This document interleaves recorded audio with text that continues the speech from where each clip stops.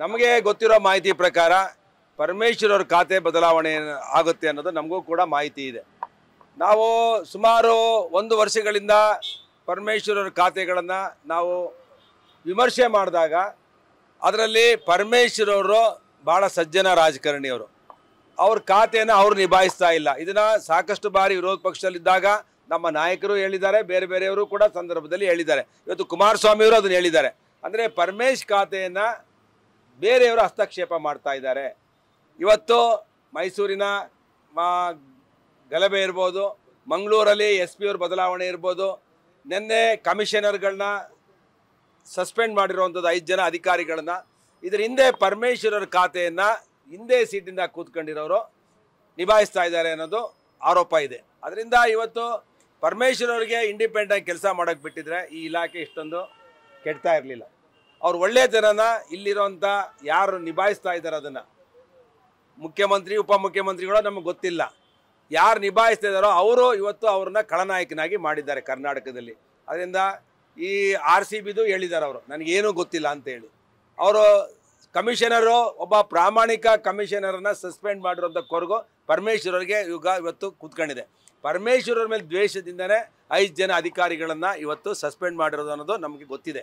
ಅದರಿಂದ ನಾನು ಹೇಳೋದು ಪರಮೇಶ್ವರ್ ಅವರು ಖಾತೆ ಬದಲಾವಣೆ ಮಾಡೋದು ಸರ್ಕಾರಕ್ಕೆ ಬಿಟ್ಟಂಥ ವಿಷಯ.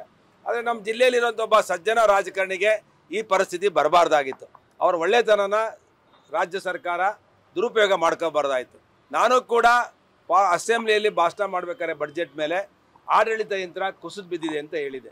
ಅಂದರೆ ಆಬ್ಸಲ್ಯೂಟ್ ಮೆಜಾರಿಟಿ ಬಂದಂಥ ಸಂದರ್ಭದಲ್ಲಿ ಸರ್ಕಾರದಲ್ಲಿ ಆಡಳಿತ ನಡೆಸುವಂಥ ಯಜಮಾನ ಅವನು ಬಿಗಿ ಇಲ್ಲ ಅಂತ ಹೇಳಿದ್ರೆ ಈ ವ್ಯವಸ್ಥೆಗಳು ಆಗ್ತದೆ. ಸಿದ್ದರಾಮಯ್ಯನವರು ವೀಕ್ ಇರೋದ್ರಿಂದ ಬೇರೆ ಬೇರೆಯವರು ಅಲ್ಲಿ ಆಡಳಿತವನ್ನು ನಡೆಸ್ತಾ ಇದ್ದಾರೆ. ಅದರಿಂದ ಆಡಳಿತ ಯಂತ್ರ ಕುಸಿದಿದೆ. ಇವತ್ತು RCB ಗಲಾಟೆ ಆಗಿರೋದು, RCBದು ಗೊಂದಲ ಆಗಿರೋದು ಇದೇ ಕಾರಣಕ್ಕಾಗಿ. ಅಂದರೆ ವಿಧಾನಸೌಧದಲ್ಲಿ ಮಾಡಬೇಕಾ, ಏರ್ಪೋರ್ಟ್ಗೆ ಹೋಗ್ಬೇಕಾ, ವಿಧಾನಸೌಧದಲ್ಲಿ ಕಾರ್ಯಕ್ರಮ ಮಾಡಬೇಕಾ, KCA ಸ್ಟೇಡಿಯಮಲ್ಲಿ ಮಾಡಬೇಕಾ, ಇವೆಲ್ಲ ಒಂದೊಂದು ಹೇಳಿಕೆಗಳು, ಮುಖ್ಯಮಂತ್ರಿ ಹೇಳಿಕೆಗಳು ನನಗೇನೂ ಗೊತ್ತಿಲ್ಲ.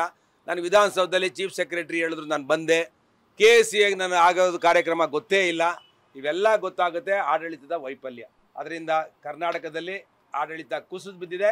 ಈ ಸರ್ಕಾರವನ್ನು ಡಿಸಾಲ್ವ್ ಮಾಡಬೇಕು, ಡಿಸ್ಮಿಸ್ ಮಾಡಬೇಕು, ಮತ್ತು ರಾಷ್ಟ್ರಪತಿ ಆಡಳಿತವನ್ನು ಏರಬೇಕು ಅನ್ನೋದು BJP ಆಗ್ರಹ ಮಾಡ್ತಾ ಇದೆ. ಕರ್ನಾಟಕ ಪೊಲೀಸರು ಯಾವುದೇ ಸವಾಲುಗಳನ್ನು ನಿಭಾಯಿಸಲಿ ನಂಬರ್ 1. ಆದರೆ ಈ ಕಾಂಗ್ರೆಸ್ನವರು ಇದನ್ನು ರಾಜಕೀಯಕ್ಕೆ ಹೋಗಿ ರಾಜಕೀಯಕ್ಕೆ ಮೈಲೇಜನ್ನು ತಗೊಳ್ಳೋಕೆ ಹೋಗಿ ಏನು ಇವತ್ತು RCB ಒಂದು ಗೆದ್ದರು, ಏನು ಪ್ರಪಂಚ ಗೆದ್ದಿದ್ರೇನ್ರಿ ಅವರು? ಪ್ರಪಂಚ ಗೆದ್ದವ್ರ ಥರ ಅದನ್ನು ವೈಭವೀಕರಿಸೋಕೆ ಹೋದವರು ಕರ್ನಾಟಕ ಸರ್ಕಾರ.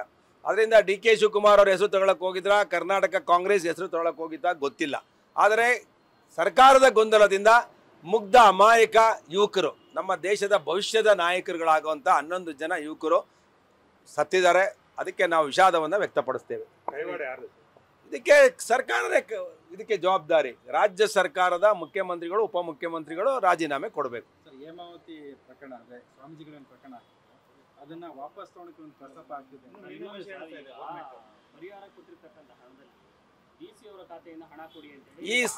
ನಾನು ಪದೇ ಪದೇ ಒತ್ತಿ ಹೇಳ್ತೇನೆ, ಈ ಸರ್ಕಾರ ದಿವಾಳಿ ಆಗಿದೆ.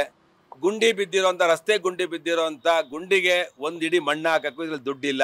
ನಿನ್ನೆ ಸ್ವಾಮೀಜಿಗಳು ಕೊರಟಗೆರೆಯಲ್ಲಿ ಪರಮೇಶ್ ಸಾಹೇಬ್ರ ಎದುರುಗಡೆನೇ ಹೇಳಿದ್ದಾರೆ. ಯಾರು ನಮ್ಮ ಬಾಳೆಹೊನ್ನೂರಿನ ಪೀಠಾಧ್ಯಕ್ಷರು ರಂಭಾಪುರಿ ಸ್ವಾಮೀಜಿಗಳೇ ಹೇಳಿದ್ದಾರೆ.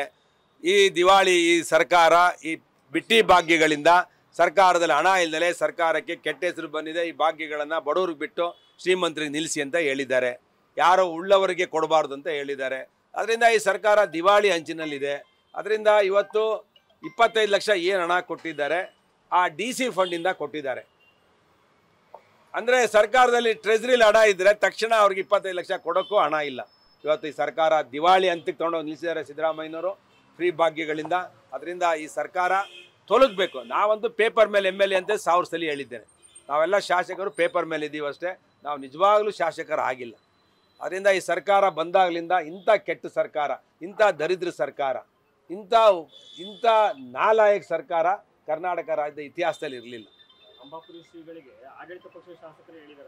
ಅವ್ರ ಶಾಸಕರು ಹೇಳಿದ್ದಾರೆ ಅಂತ ಉಲ್ಲೇಖ ಮಾಡಿದ್ದಾರೆ. ಅದರಿಂದ ಈ ಸರ್ಕಾರದಲ್ಲಿ ಹಣ ಇಲ್ಲ, ಶಾಸಕರು ತುದಿಗಾಲಲ್ಲಿ ನಿಂತವ್ರೆ. ಈ ಸರ್ಕಾರ ತೊಲಗಲಿ ಅಂತ ಕಾಂಗ್ರೆಸ್ ಶಾಸಕರೇ ಇದಕ್ಕೆ ಚಾಪ ಹಾಕ್ತಿದ್ದಾರೆ. ನ್ಯೂಸ್ ಫಸ್ಟ್ ನಿರ್ಭೀತಿಯಿಂದ ನಿಮ್ಮ ಪರವಾಗಿ.